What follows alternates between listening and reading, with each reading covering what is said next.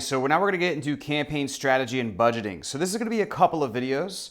We're going to cover some overall kind of theory and how to think about this here. And then what we're going to do is we are going to dive into how to budget and how to set up the campaign strategy based on the funnel that you're doing. We're going to cover three main funnels. One's going to be a VSL. The other one's going to be the Facebook group. The other one's going to be DM ads.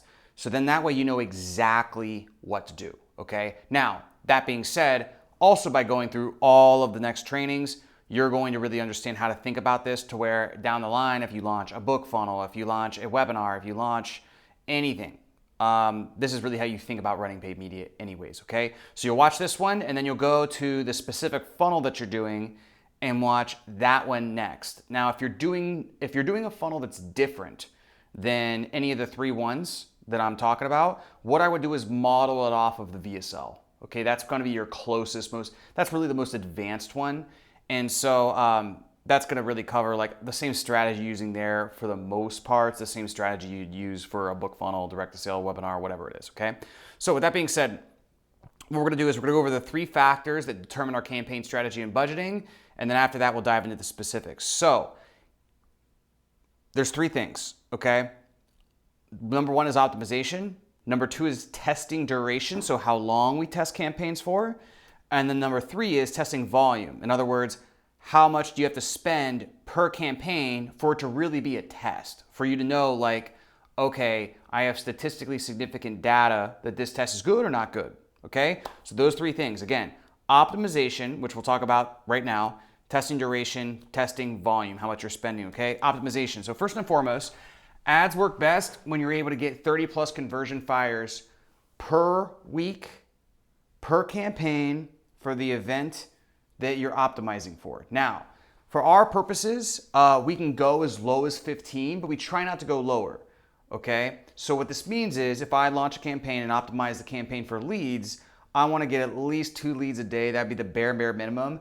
But ideally, I wanna get about 30 leads a week or about 4 leads a day, okay? Now, again, the key word here is ideal, right? So not sometimes based on your budget and sometimes also based on just the campaign in general, this isn't always possible. So for instance, I'll give you a great example, is like with RCA right now, we're doing a direct to sale webinar. So it's like an auto webinar, it sells a 997 program. It's a very advanced funnel. I highly don't recommend that you try that. And honestly, you can pretty much get the same results with a good call funnel if it's really optimized. But with that being said, I mean, that's what we're running right now. And the CPA for that, the cost per acquisition, obviously we're optimizing for purchasers. We found that was better than leads.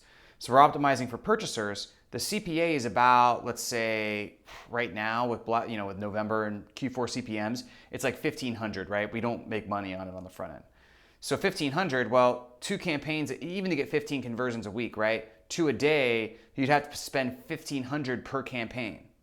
Okay, well, you just have to spend 3,000 a day per campaign, right? Which would be 21,000 a week per campaign. Now, are we gonna start our testing budget for our campaigns at $3,000 a day? No, it's just not realistic, right? So we just have to kind of forego this rule, unfortunately, right? But as you'll see with especially with the DM ads, the Facebook group ads, even the VSL ads, because you're optimizing for lead, generally what we can do is get it in the 20 to 30 conversion fires per week per campaign range, and that usually will produce much more consistent and steady performance. So this is something that we want to look at when we're developing our campaign architecture, okay? So if this is confusing, don't worry, because I'm basically going to tell you exactly what to do and just do it for you anyways, okay?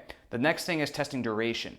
So second, what we want to do is test every single campaign. This is regardless of really what it's for 4 to 6 days. Now, in some cases, you could do it sooner, right? Like you could do it in 3 days. So if you run something for 3 days and you don't get you get crazy cost per clicks and you don't get any leads and you've spent, 2x your KPI, you could probably just cut that, right?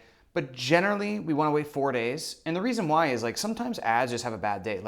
There's campaigns where it's spending $500 a day, 2 days in a row, it won't get a single call. And then on the third day, it'll get 5 calls.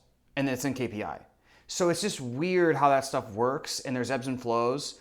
So I generally, like with all ads, I like the space stuff so that you're really looking at making testing and cutting and optimization decisions at least after day 4, okay?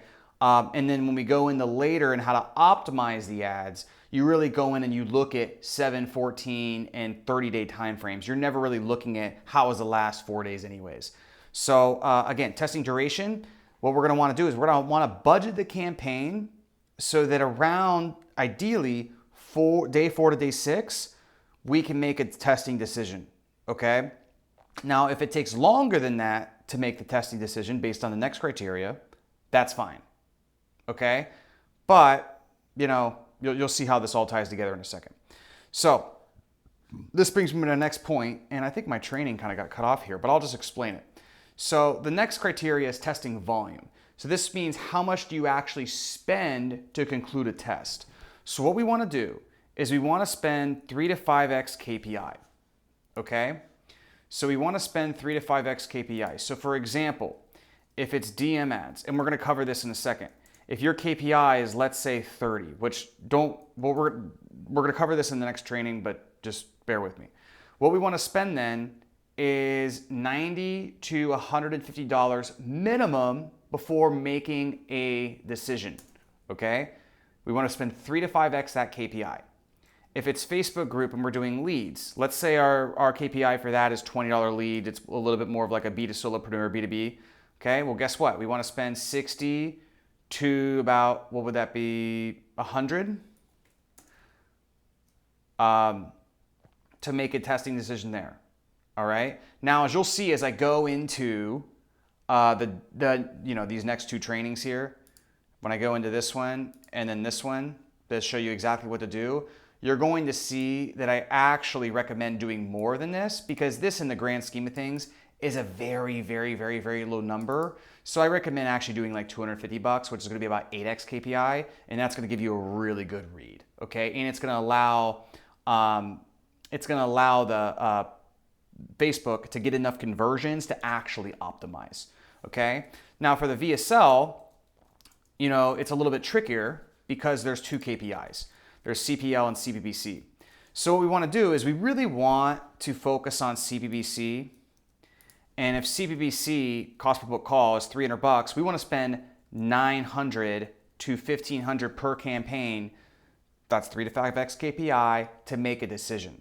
Okay. Now, what we also want to do is, if CPL targets, let's say $50, or for B2B it's $100, I'll give you these figures later. We want to also, around day 3, day 4, we want to look at CPL. If CPL is reasonable, if it's within like 50% either way, we're just going to leave it and wait till this $900 to $1,500 mark. But you know, if you're trying to go after $100 CPLs and it's day 4, you spent $500, you haven't gotten any leads, or if you've gotten 1 lead, safe to say you can just turn it off, right? So it's a 2-pronged approach. It's a 2-phase approach. We look at both. So this will all make sense in the next trainings. But what I want to say is, how does this all come together? Well, when I'm architecting a campaign, I want to take how much are we going to spend? I want to divide that in between different angles and different audience hypotheses we want to test. And then I want to do it in a way where hopefully I can get that 20 to 30 conversion fires per week per campaign for the event I'm optimizing for. And I also want to make it so that we spend this 3 to 5x KPI in about 4 to 6 days. Does that make sense? Because then it's like I've spent enough in the 4 to 6 days. I've spent 3 to 5x KPI by day 5, and I can make a decision as quickly as possible, right? So that's how you iterate really fast. Now, if you don't have, let's say that would be too much budget for you, it's fine. It's just that now your 3 to 5x KPI, you might be making a decision on day 9 or day 10 because you're not spending as much per day. And so therefore, to get to that 3 to 5x KPI, we have to last a little bit longer, which is fine. So we don't make a decision off 4 to 6 days. We wait a little bit longer. So that's a theory behind this. This is how we set up all campaigns.